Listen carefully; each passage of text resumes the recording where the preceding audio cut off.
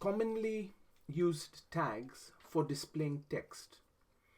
Initially, we will look at the tags that are used regularly for displaying text. You can use the tags as many times as you like on each page, except for the H1 tag. The four main tags are as follows.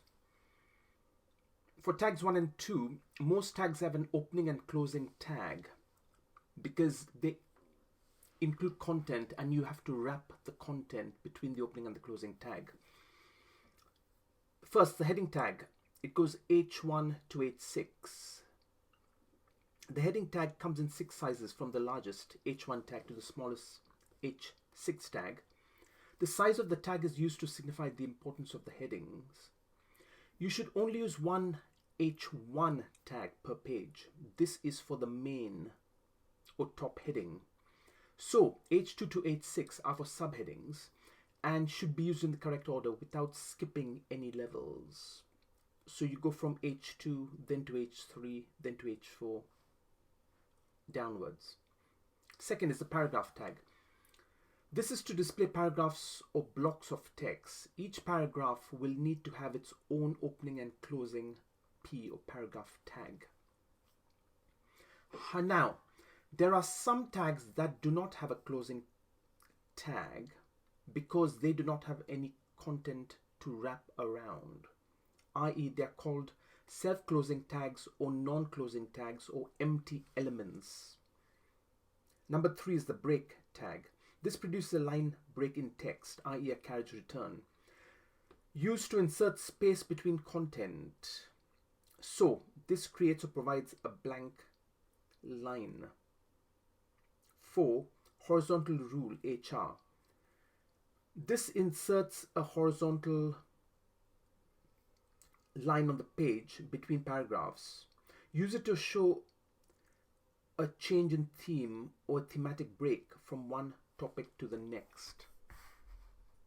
Commonly used tags for text.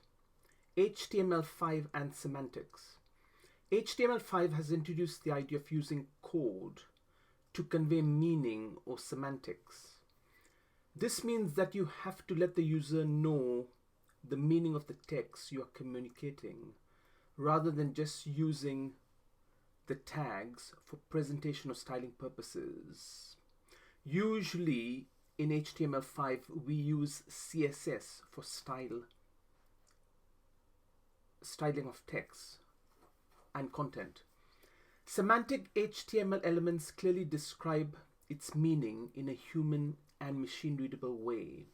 Elements such as header, footer, and article are all considered semantic because they accurately describe the purpose of the element and the type of content that is inside them. You will see coders use both of the tags below interchangeably as they get used to using HTML5. You will need to know more about this and the reasons for the change in terms of using semantics in code as you learn more about HTML5. However, at this stage you can use either of the tags provided below. So you could use bold or strong. Use this to boldface text. Both the tags bold and strong will display the same output. HTML5 recommends the use of strong to indicate that its content has strong importance, seriousness, or urgency, such as a warning.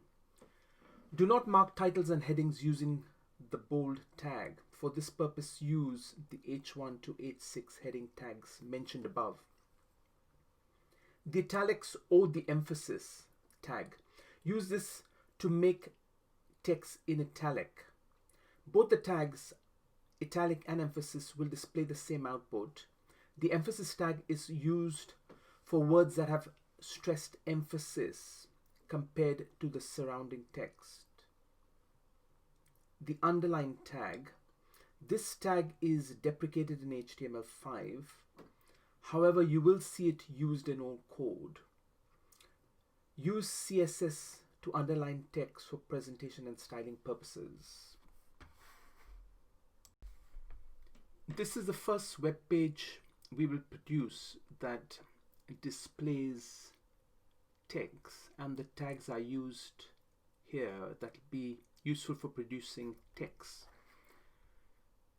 In the coding sheet, this will be my normal structure layout here on the top, with the body which opens here and closes all the way down, followed by /HTML. In this course, we'll focus mainly on the body element,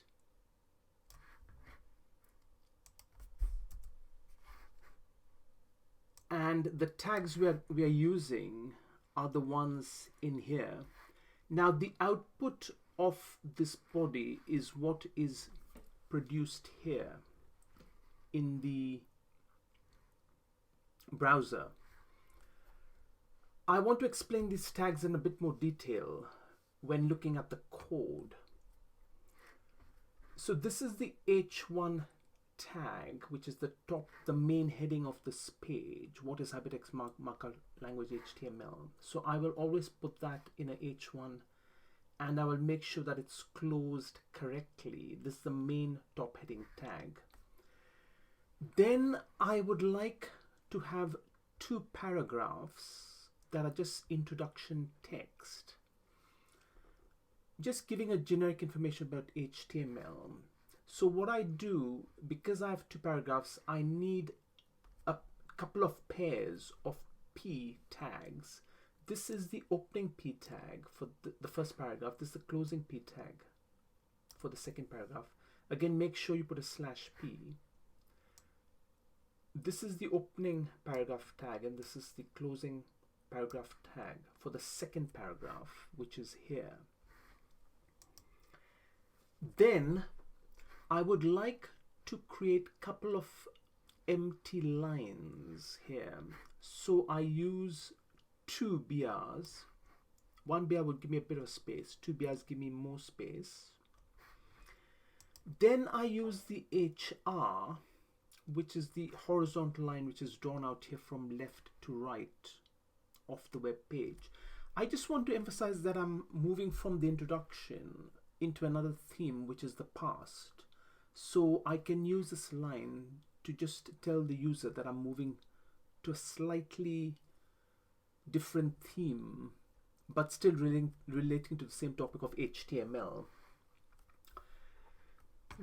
Next, I want to use lower level headings. Because I've used H1 as the main tag, I want to use the H2 here. Again, this is the opening, and make sure you put a closing tag. History of HTML. Okay, I've spelled it wrong here. And then you have the H3, development of HTML, which is an even smaller text size. So this is the H1, which is the biggest text and is the main header for the whole page. Then you have H2, which is smaller, and H3 is even smaller still. This is followed by a bigger paragraph tag, which I need to close. You see, even here I've forgotten to close the paragraph tag. So I've closed it here. This is the opening paragraph tag. Here's the closing paragraph tag. So this is an entire paragraph within the, which is here. So you have to make sure that each tag is closed correctly with a slash. These are tags 1 to 4 that you'll be using. 5 and 6 are self-closing, which I've used here, the BI and HR, and they do not have any content, so they do not need to close. You will see some coders putting a slash here. I would recommend not using that. Just do exactly what we've put here without a slash. Coming back to this final paragraph, what I have done is, if you're using the bold and the italics, these get inserted between texts. So I can see Tim Berners-Lee here. I put a B here and a B here, which is anywhere in the text I want to bold. Say I choose Tim Berners-Lee and I want to bold that. I'll put a B, of course create a space there, insert an opening B tag. At the end of this, put a closing B tag, and what the output is, it puts that in bold. I can even change that to strong and it'll give me the same result. I've done that again with this one. Let's try moving that to strong and closing that with a strong. And let's see, the output should be the same. You see, whether here I'm using a B tag and I'm using a strong tag, it still gives me the same output. Further down, I want to indent a certain part of the text. What I do is, you just insert this indentation tag in the middle of the text that you want to indent. So I create a space here, and I want joint request for funding to be indented, and I put an I there. At the end of the funding, I close the I tag, and what you'll get is joint request for funding is indented.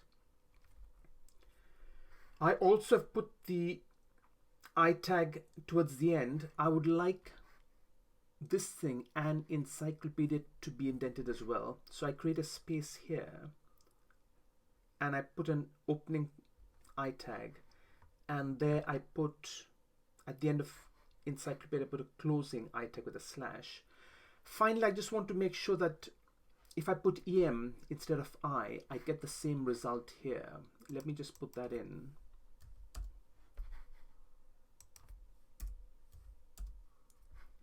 And I refresh the page.